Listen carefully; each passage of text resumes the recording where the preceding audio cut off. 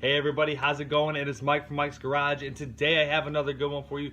Today I'm going to take you to what are the pros and cons of working in a fleet. A fleet is what I work in right now. I absolutely love it. I'm going to bring you the pros, I'm going to bring you the cons, but before we jump into it, don't forget to like, subscribe, and hit that bell. Please smash that like button. Hitting that like button is going to bring my video up a little bit more to be viewed by a few more people. And as well, don't forget to hit that subscribe button, giving you all the notifications. Also, don't forget to follow me on Instagram at Fire Truck Mechanic. Brings you into the day of the life of a fire truck mechanic. What I do all day, every day, 365.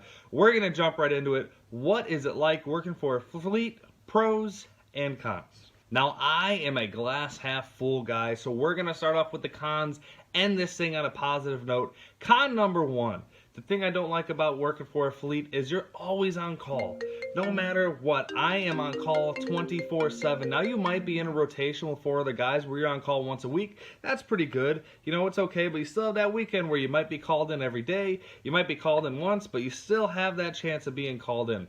Me being the only fire truck mechanic in my city, I am always on call. Even if I'm an hour away, I gotta come back. Depending on what the job is, the problem is, if it's something I can fix to get that fire truck back up and running, I gotta go do it. Unless if I'm using vacation time or if I'm sick or something, I'm on call. So number one con, you're on call. Alright guys, con number two, and I'm going to contradict myself in the future, so just hang on for this one. Con number two, if you're in a fleet, you might have a fleet of very old cars.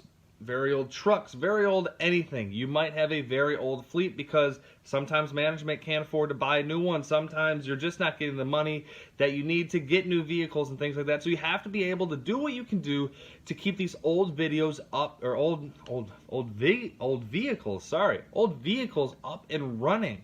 You know, there's a lot of work that goes into keeping an old fleet up and running, especially heavy equipment. If you have old cats, old deers, old loaders, anything, you could be in a lot, you could have a lot of work to do to keep just those old vehicles up and running. Old trucks, old Fords, different things like that sometimes can really be a pain in the butt. So con number two, you could have a very old fleet. Con number three, this one gets me all the time. I do a lot of electrical at the shop I'm at now. I do a lot of big stuff, installs and things like that. So number three, you could get a big mess of wires, a big electrical mess.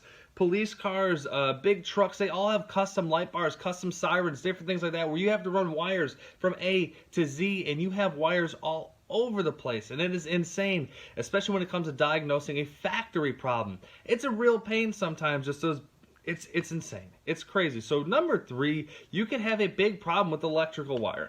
All right, we're coming in with our first pro. Number one, the pro of working in a fleet is most likely you'll be hourly. Most likely you'll have benefits. Most likely you'll have different things that are going to help you with pay.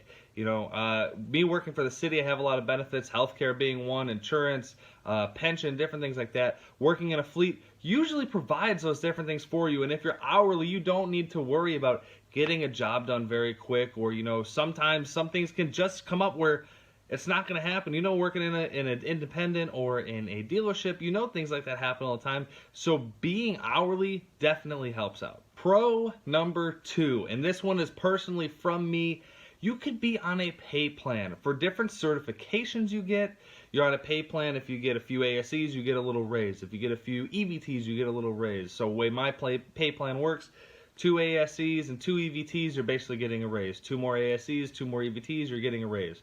As well as working for a city, you get a raise every year. As new budget year comes in, usually you're going to get a very, nothing big, nothing crazy, but it's still a little bit of a raise every year that in the end, it ends up adding up. So definitely a pro being you get a pay plan.